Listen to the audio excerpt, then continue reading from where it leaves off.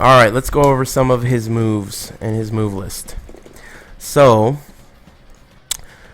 I already talked about 1-2-1.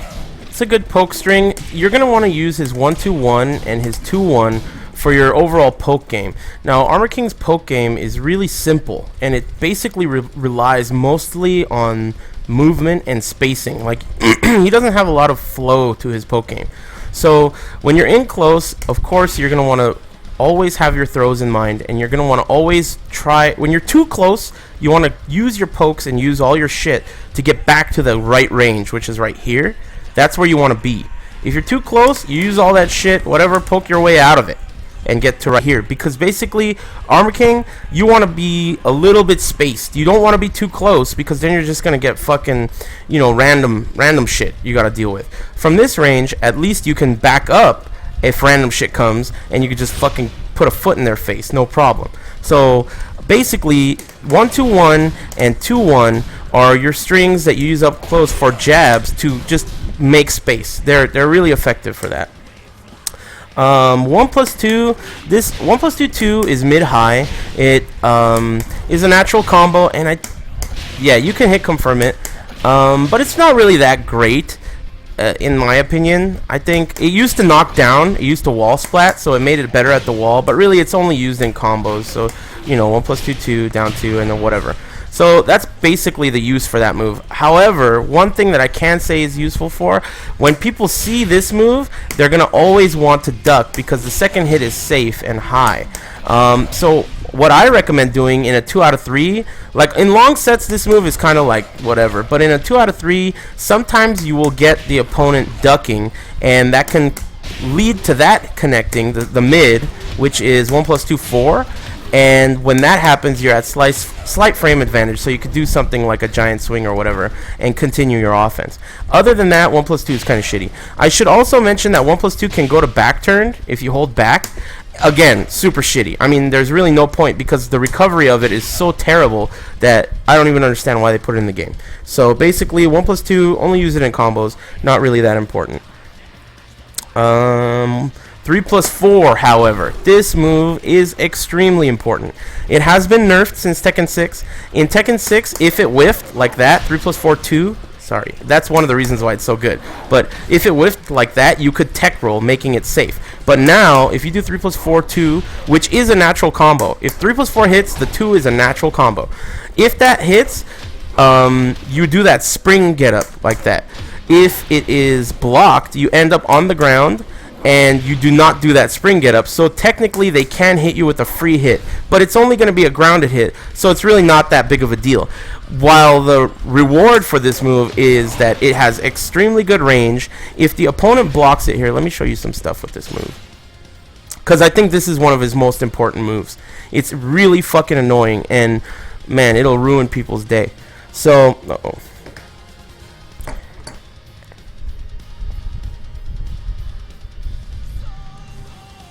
Nah, I'm cool, man. I don't need dominoes. Anyway, they're asking if I want dominoes. Anyway, so 3+4. 3+4 is extremely good, because 3+4 2 is a natural combo, and the other good thing about it is, oops.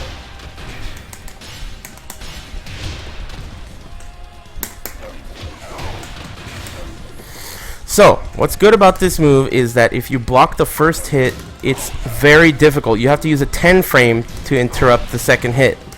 If you do anything slower than 10 frame, you will be counter hit by the second hit. You can also sidestep it like that, but it's really difficult to get anything off of it, and the sidestep itself is kind of difficult to do too. I mean, if you sidewalk this, you still only get a grounded hit, which is makes it almost not worth sidestepping, because I mean, what's the big fucking deal? You're spending all that energy to sidestep, and you still just get a grounded hit like this. Big deal. So that's really good. On top of that, let's see. There was another important thing. Oh yeah. So 3+4 1 is another option. It's not a natural combo, but it's used in tag assault fillers at the wall, and I'll show you about that at the wall. You can also use it for a tag assault filler in open ground, I think. Like that.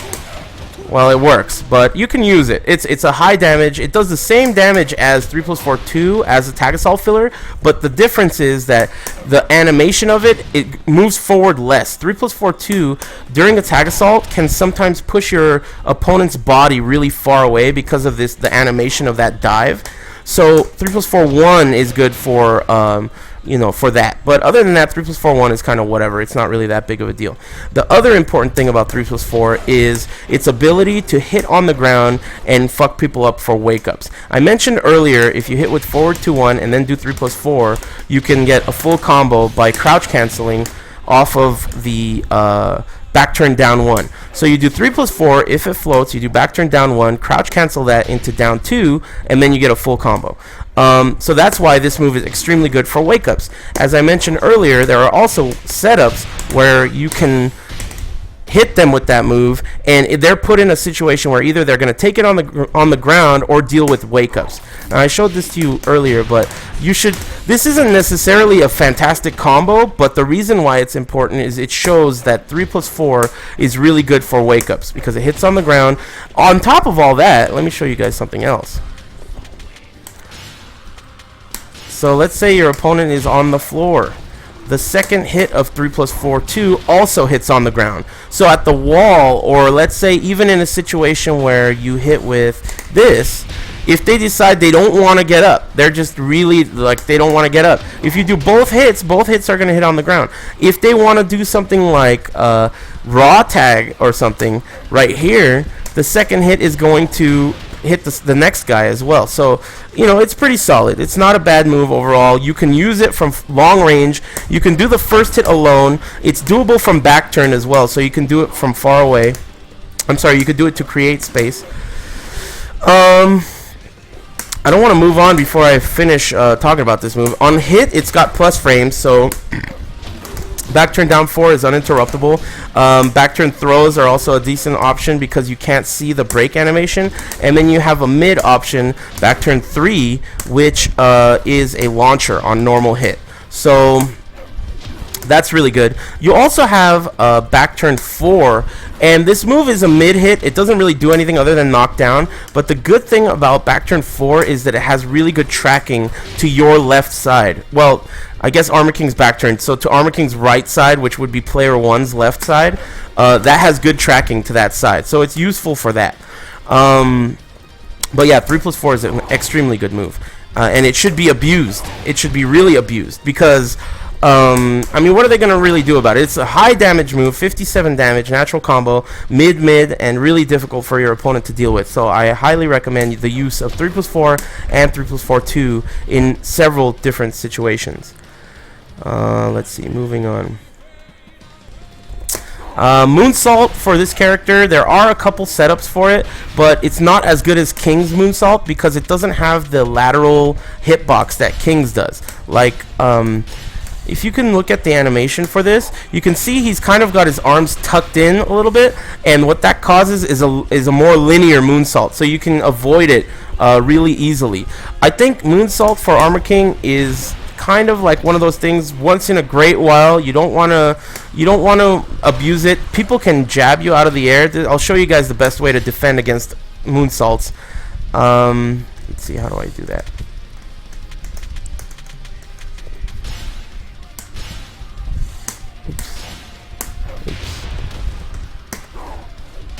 So anytime you see a moonsault, you're gonna see all that shit, all that red shit, and it doesn't hit as early as it looks. As soon as he jumps in the air, just jab him.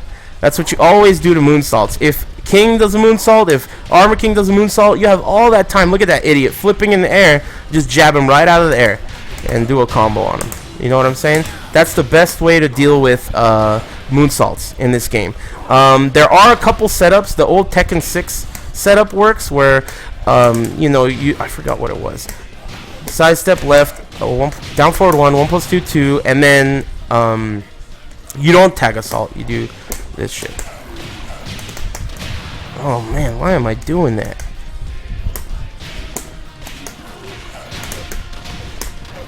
And then that moonsault, if they tech roll right there, works if it comboed, which it did not, but it does.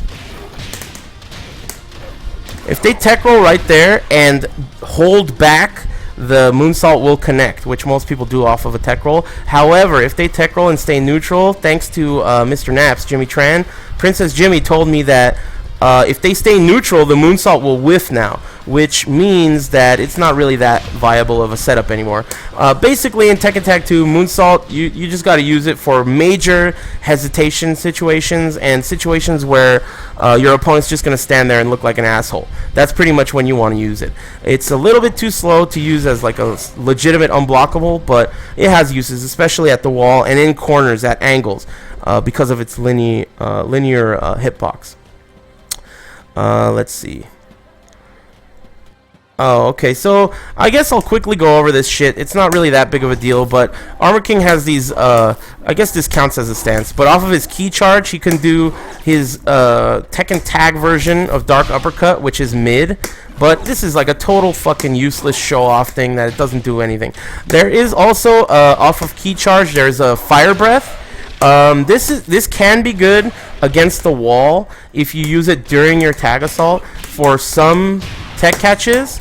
Like if they tech roll right there, you can do some stuff with the Fire Breath, but again, it's like a total, you know, gimmicky setup, just frame James type of thing. It's useful. It will work in tournament. I am the kind of guy that even if some of these setups are a little bit weird, if there's ways to kind of fit them into your overall game, they are usable. It's not like a total waste. You can do this kind of shit in a competitive tournament environment and it will work. It's just you have to pick your spots. You know, you can't just overuse stuff like that. Let's see, what else do we have?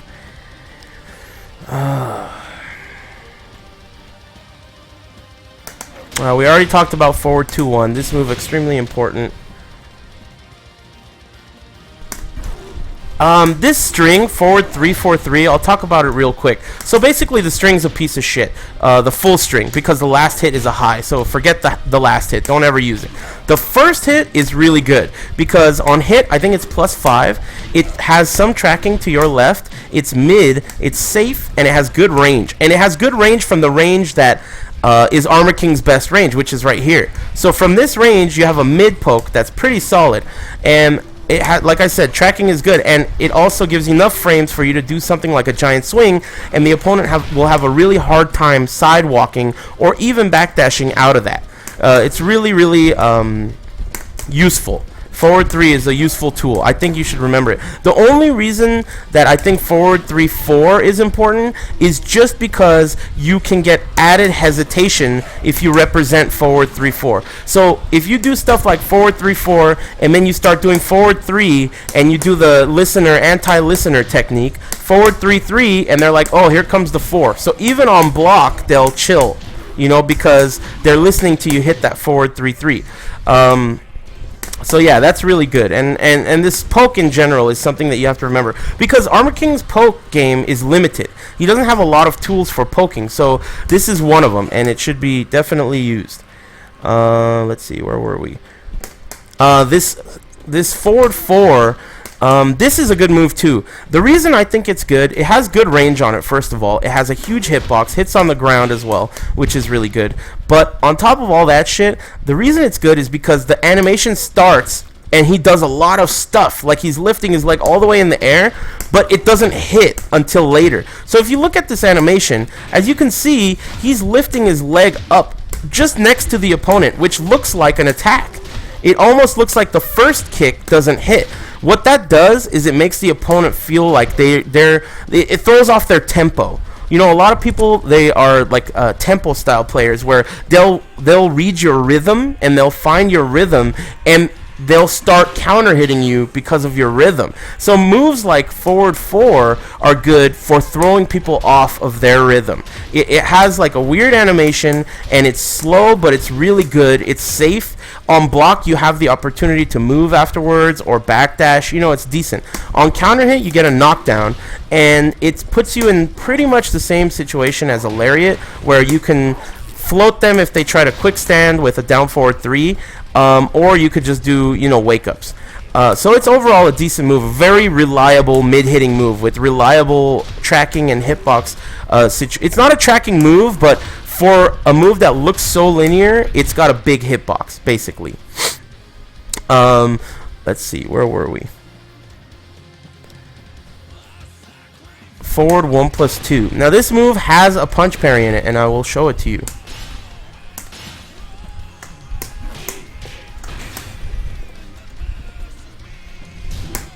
Has a punch parry in it, and it knocks down. The only thing about this move, and the reason I don't use it very often, is because it's unsafe. So this move is like -10 or 11 on block, maybe a little bit more, but it's not really that unsafe. But the problem is, it doesn't even yield you a stomp or anything when it successfully parries. You can do a down forward 1 to hit them on a float, but because it's unsafe, you know, it's not really that good. I mean, it's decent. It's an option that you can remember, but honestly, if you're gonna do a parry, you know, Armor King has punch parries that are unchickenable. So I'll talk about that right now. I have the same thing recorded, which is a 1 into a 1, and Armor King has reversals, which are back 1+3 or back 2+4, and they both do exactly the same thing. They only reverse punches, and you have a different animation if you reverse a 1 or if you reverse a 2. I'll show you both of them right now.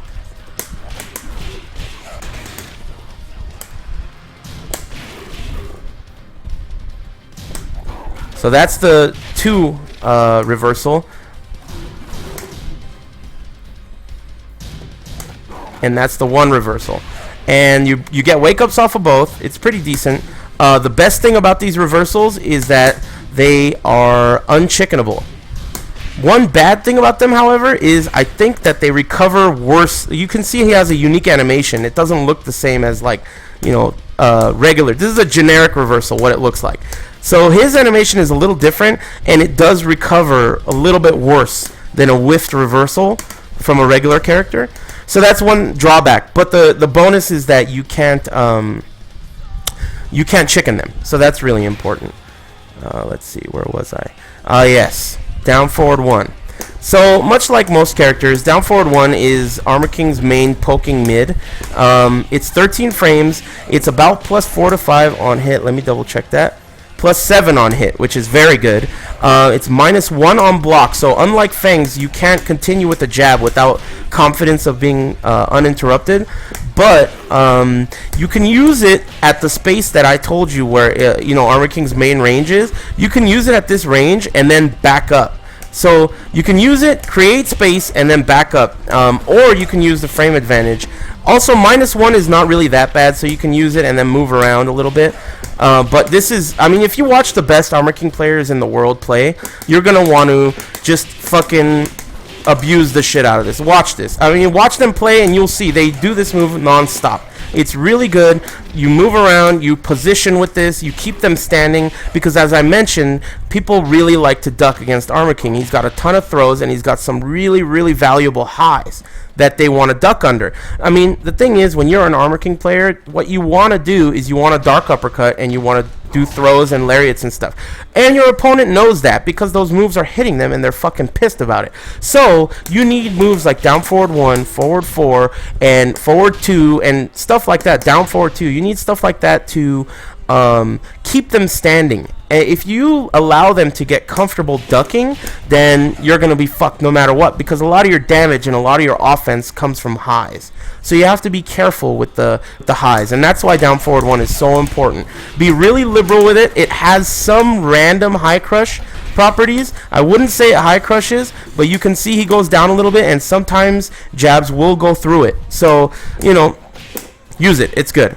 Let's see, where were we at? Down forward 2, another one of his important moves. Now, one of Armor King's big problems, his weaknesses, other than his primary moves being high and him being weak to crouching and high crush, his other main weakness is that his tracking outside of his homing moves is questionable. Now, down forward 2 used to have better tracking than it does in this game to both sides, but it still was not a homing move. And because of the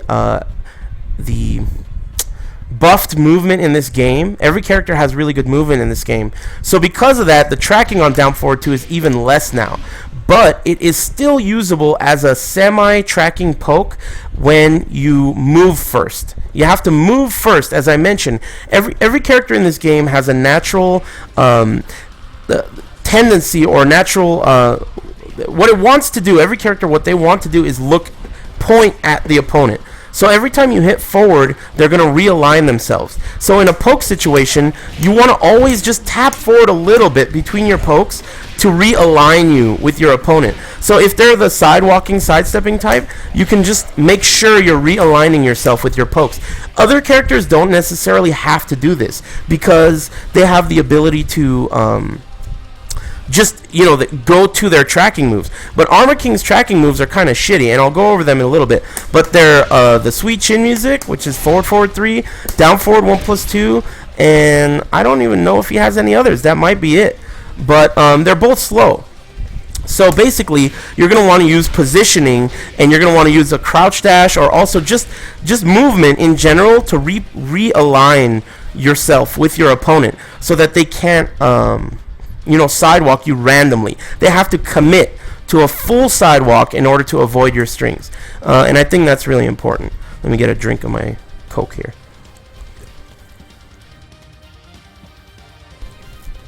So, down forward 2 is also important because it gives good frame advantage on hit. I'm going to double check what it is. Oh, sorry, it doesn't give good frame advantage on hit. It's just +1. It's just the animation that it looks like it's good frame advantage. But down forward 2 is also the beginning of his 10 string. So it's unsafe. I think it's minus, let me check it. Minus 12 up to, it says minus 11 to 12. So the way you keep it safe is with the second hit, down forward 2-1. The second hit is high, and it can be ducked, and the second hit is also unsafe. So on occasion, when you do the second hit to keep the first hit safe, which you should only do very, very rarely, if they block the second hit and they're punishing that, even more rarely you should do the third hit, which is 3. So down forward 2-1-3 is the first part of his 10 string, which I don't remember how to do all of it, but it's important because, you know, on occasion, sometimes you'll hit the opponent in the back, and that whole thing was a combo on the back. So if that happens, you know, finish the string. If you want to keep down forward 2 safe, you can finish the 10 string up until like a few hits, but it's not really, you know, a tournament winning strategy. And before I move on, I should talk about what this move does on counter hit. Basically, the main reason you're using it is to counter hit. Now, if you look at the animation, you can see that Armor King kind of moves a little bit to his right when he does this move. It's not reliable, but it has happened where this will avoid jabs on occasion, just because of the way he kind of sways to his right. It can happen on occasion. So basically, when you use this move, you're using it to hit with counter hit. And I'm going to go ahead and change this shit and show you what Funny Kid showed me. Funny Kid from upstate New York was watching me play Armor King. And I had another setup I was using, but it was a little bit more unreliable. And he showed me this other setup that's much more reliable. And I'll show you guys. So if you set this shit to quick back roll, and if you turn on counter hit, where the fuck is counter hit? Advanced setting. There we go. Counter hit. So if they do that shit, you get a guaranteed forward 4. This is 100% guaranteed. And they can't tech roll off of that, basically. So counter hit down forward 2 hits, they can't tech roll. So you're going to hit with the guaranteed forward 4, and if they try to back roll, you can do that shit. And it's really, really good. Down back 2-3. Down back 2-3 is best used in wake up situations because it's mid, and it is really unsafe on block, but when you're using it for wake ups, especially in back turn wake ups, which is what you're going to get off of a counter hit down forward 2, it's really effective and it's usable. See, in that case he back rolled, but that still was unblockable. That was a back roll catch. If he tried to quick rise, let's see what it looks like. It's going to hit their back. So that's really good shit.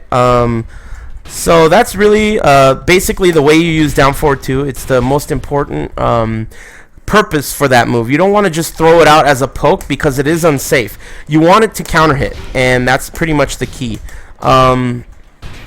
Anyway, let me set this to tech roll and guard all, and let me turn counter hit off.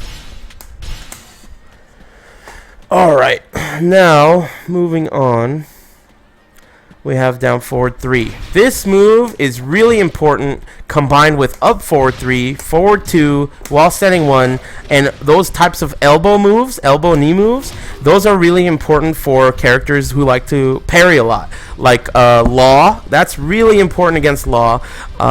Doing down forward 3 when you expect that they're going to parry, or up forward 3, or even crouch dash 3. These are all the moves that you have access to that are unparryable by a normal parry because they're elbows and knees. So down forward 3, the thing that it kind of got nerfed again just because of the system, because basically every character can sidewalk faster. So in T6 it had some decent tracking to Armor King's left, but in this game you really can't rely on the tracking, especially because the move itself is kind of slow. On hit you get, let me see what the frame data is on this move. On hit you get +5, on block it's safe, so -5. If your opponent tries to jab afterwards, you can high crush it with a down 1 or a down 1-4. Or you can sidewalk it. -5 is not that much. So it's a pretty solid move overall. It also closes space pretty well. So from the range that I told you should be playing at, it's a decent mid. Very reliable hitting mid. It will also float off of the ground in Okazemi like that, as I mentioned. And when it does float off of the ground, the opponent can only tech roll in one direction because they're landing in... basically, it's this animation... It's the same animation as Feng's forward 3-4. As you can see, they're floating to the ground onto their stomach. It's the same concept. When you hit with that, they can only tech roll in one direction. So that's something you should remember when you're doing this setup. Oops. I'll simplify it. So let's say you do this. They can only tech in one direction. So if they tech roll off of... post bound or post anything, if they tech roll, they tech roll right into that. The only thing they can do to stop that is punch parry it. So the burning knuckle jumps in the air, they tech roll, and they have to punch parry. Basically, they have to punch parry that. So that's one useful way to use this. Another important thing about it is on counter hit, you get a full combo, which is really good. So that's something to remember as well. This move on counter hit, it's useful, it's safe on block, it's mid, and it's a knee, so really effective. Let's see, moving on. This move, down 1-4, down 1 neutral 4. You can't hold the down. You have to down 1 neutral 4. This move is my favorite high crush in the game. I think that among high crushes, when you consider risk reward, you can go as crazy as Lightning Screw, which is Lars's up forward 3, which is very high risk but very high reward. And then you can go down to something like a down 1, which is like minimal risk and minimal reward. You get frame advantage and a little bit of damage, 6 points. But down 1-4 is -10 on block, so it's still not really that risky, but it is a counter hit combo. And basically, when you are dealing with jabs, it is one of the most reliable, most consistent high crushes in the game. It is the second hit itself, if the down 1 whiffs, is really, it has a great hitbox. So even if they kind of move or the down 1 didn't hit based on range or whatever, the second hit is going to really keep you safe, safer than you would have been if you just whiffed like anything else, basically. So down 1-4, I honestly think is one of the best high crushes in the game. That's just based on personal use success ratio with it, and just overall, usefulness of it.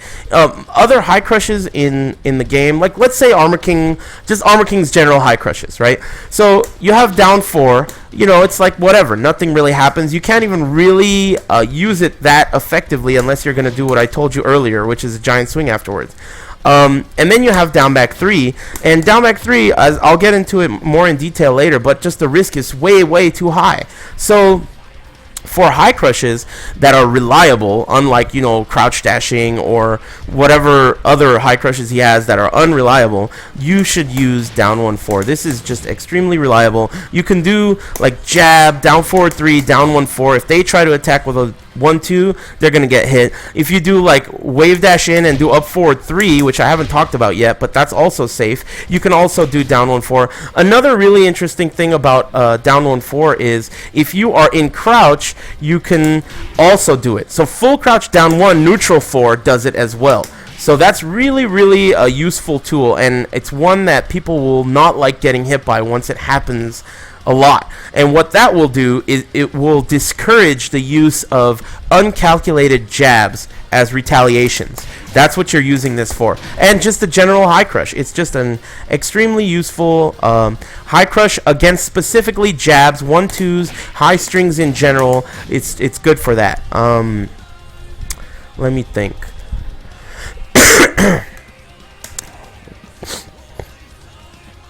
So, oh yeah, and it's also +6 on hit. Basically, you need to counter hit with it for it to be it's a counter hit combo. But if the second hit hits on its own, it's also +6 on hit. So that's really good. You can continue your offense, and you know it's a great move overall. One of my favorites with Armor King. Anyway, moving on. So one of Armor King's bound moves, basically one of his most reliable bound moves, is down 2. This is a mid-hitting move, and as I mentioned, it's a bound move. It hits really low to the ground, and this is going to be your primary tool against Eddie Christie players, because they go down into relax. This move is really good for that, because if they're on their way down into relax, you'll bind them. If they're on their way up from relax with a move, you'll bind them. But if they're all the way in relaxed stance without pushing a button, it's just going to hit them really consistently. So basically, anytime you feel like that asshole is going to go into relaxed stance, just down 2 the fuck out of him. Just down 2. This is your tool.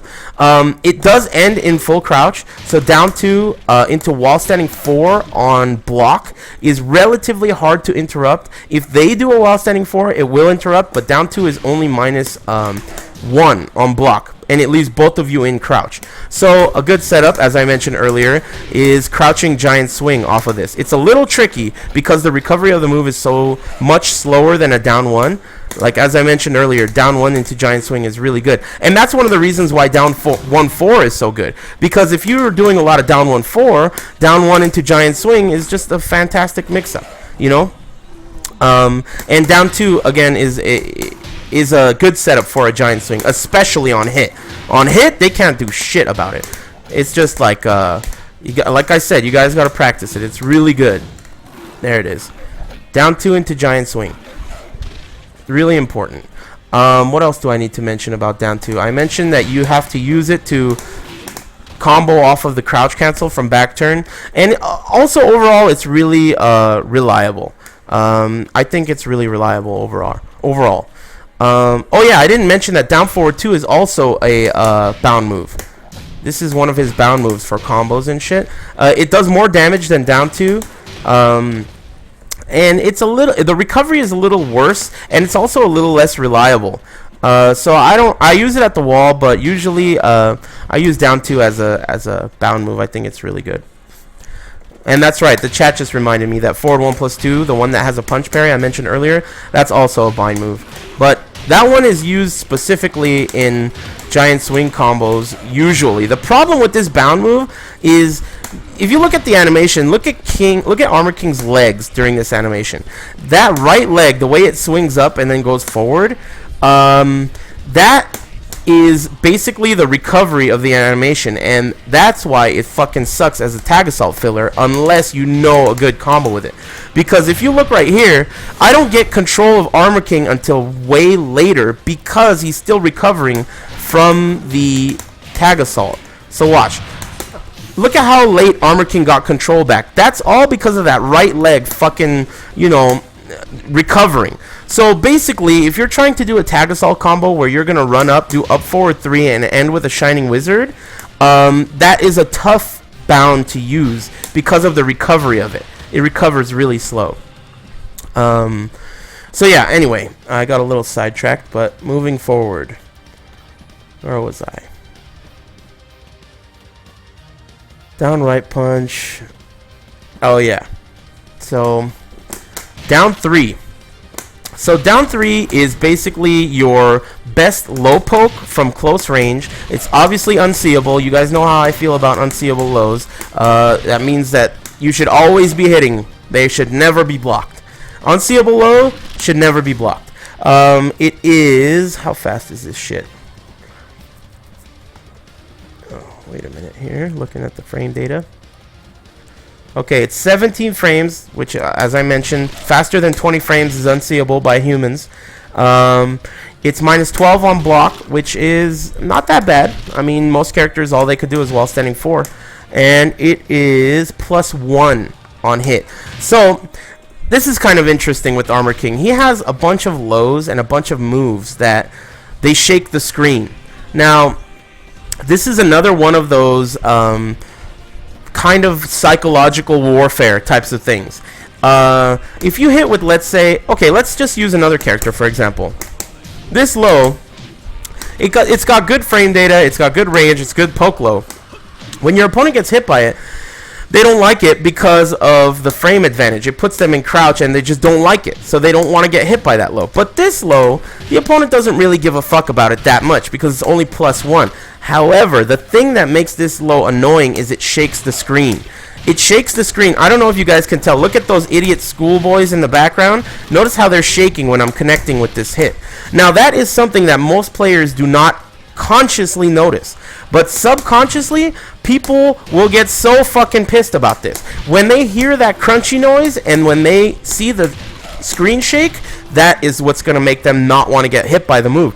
And what's interesting is they're fucking up by doing that, because when this move hits, it doesn't do anything. It also doesn't do anything in terms of frame advantage. So you're pretty much fucking with your opponent by using moves like this. He has a couple more. Forward, neutral 2, which I'll get into a little bit later. That also shakes the screen. So you have a bunch of these lows that shake the screen, and you know, people are not gonna like getting hit by that. You know, they're not gonna.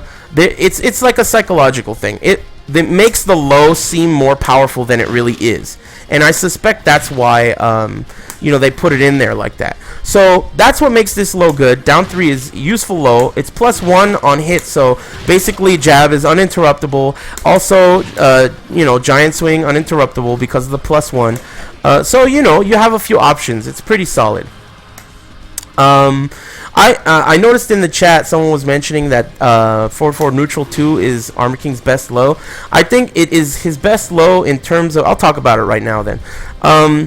Forward neutral 2, it high crushes instantly. The problem is you have to do forward in order to get it, and it's a slow move. So the startup itself is kind of added onto the forward neutral, which makes the move even slower. And the problem with the move, in my opinion, compared to moves like down 3 or down 4, is basically the startup. It is really, really slow. It is unseeable, and it does, you know, it does shake the screen the way down 3 does, but its usefulness is more limited to me because you need to take more risk to do it. While down 4, look at the range on down 4. You could just do this move from long range, and you could set up, you know, giant swings or whatever, and it's only, I think, minus 13 on block, so, you know, that's really good, and I just think down 4 overall is a more useful low. It high crushes as well, just like forward neutral 3, neutral 2, and the thing is, forward neutral 2, it high crushes, but only once the animation starts, so once you hit the 2.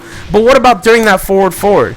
Which means that you can't really use it as a reliable high crush. What you can use it for is a way to approach the opponent with a high crush move. So you can use this type of thing against high keep out, like maybe even a Mishima. You can use that to go under some highs, or any, like, you know, high keep out kind of a character. You can use that to go under the high and then get some frame advantage. But I honestly think down 4 is a little bit better. I think that just because I think down 4 is a little bit better doesn't mean you should not be using all of these tools. These are all really important poke lows, and you have to represent them to keep your opponent from being a bitch. You know, you gotta stand them up. You gotta you know, use these pokes to keep them. Basically, you have to make them think that they are going to have to hop kick you sometimes. Don't just sit there like a rock, and don't allow them to sit there like a rock, because some really good opponents, they have a high throw break percentage. So even though you're hitting them with all these throws, they're still going to just chill and break all the throws. So I personally think that it's important to include all the different lows as well. Let's see, where was I? Down 1+2 is not really that useful of a move unless it's for Okazemi. There are some situations where you can use it, like if you hit with this shit, and then you're going to want to use a ground hitting move that does decent damage. I think it does 21 points on a clean grounded opponent, so that's decent, but really it's not that big of a deal. The rock elbow, or whatever the hell it's called. What's it called? Rock bottom or something? Oh no, people's elbow, that's what it's called. Anyway, yeah, people's elbow, not that useful, but it is something that you should remember when you have an opponent grounded, so it's pretty useful for that. You have his alley kick, which is down 3+4, and it has an extension, which is down 3+4, 3. Now, alley kick is another low that shakes the screen. Armor King has the whole collection of these. That is the reason why your opponent is not going to like getting hit by alley kick. It high crushes pretty well. It is launch punishable on block, which is what makes it dangerous. However, you can protect it by doing the second hit. So if the opponent is launch punishing, you can, protect that with the second hit. Another thing is this move is block confirmable. So even though it's not a natural combo, it is a counter hit combo, which it is counter hit confirmable as well. But you can do down 3+4, and if they blocked it, and if your opponent will punish it, you can use the second hit on block to protect the first hit. Now the problem is that the second hit is also launch punishable. So it's like you're protecting it with another move that's also launch punishable, so it's very, very dangerous.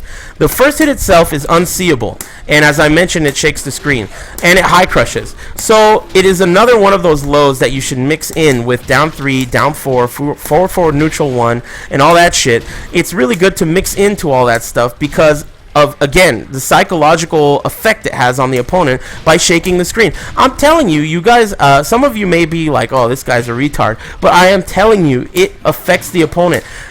Because in Tekken, since the beginning of Tekken, a shaking screen means a power hit. Like, when you hit with a damaging power hit, it shakes the screen. Look at that. Anytime you hit with a power hit, it shakes the screen. So if you have a move that is not a power hit, but it's shaking the screen, it's going to... hold on one second. One moment. And there we go. Okay, I went ahead and banned Rip. What you're going to want to do is you're going to want to use these lows because it shakes the screen, and you're going to want to psychologically affect your opponent. That is basically the strat. So, Rip is only watching this shit to fucking take notes on how to do bread and butters the right way. I mean, that's the truth. Anyway, what's up, Rip? So, what you're going to want to do with those lows is you're going to want to abuse the fact that it shakes the screen. I'm telling you, it works. Basically, it works. That's what you want to do. All right, I'm going to cover a couple more moves, and then I'm going to take a break. Let's see. I covered alley kick. What's this? Down 2+4. Oh yeah, this thing. So this thing is kind of like a stance. It is a low parry. It will low parry. I'll show you what that looks like. Let's do that. Did I not do it? There we go. So it does a regular low parry animation when you low parry with that. And when you low parry with that, you can't use a bind. You already use up the bind with the low parry. But basically, it's just like, the low parry part of it is not what you're using it for. What you're using this for is basically the hesitation. You're using this as like a Tekken Tag 1 style manual low parry to cause the opponent to be like, what the fuck is he doing? So, once you do this what the fuck is he doing thing, you have a few options. For your mids, you cause hesitation, and then you're in crouch while standing 4 is basically one of your most reliable mids.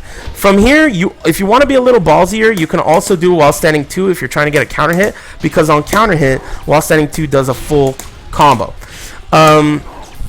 You also have the canned 1+2 off of it, which turns into an attack throw. In Tekken 6, this used to grab them out of the air. So even if they tried to like jump in the air with the move, it would still do that same animation, but they took that out. The good thing about this move is on block, you end up on the ground, which ends up looking like this.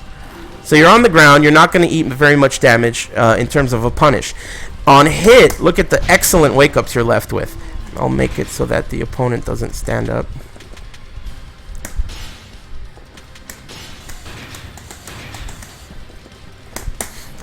So you're left in this position. From this position, of course, you can step on them like a piece of shit.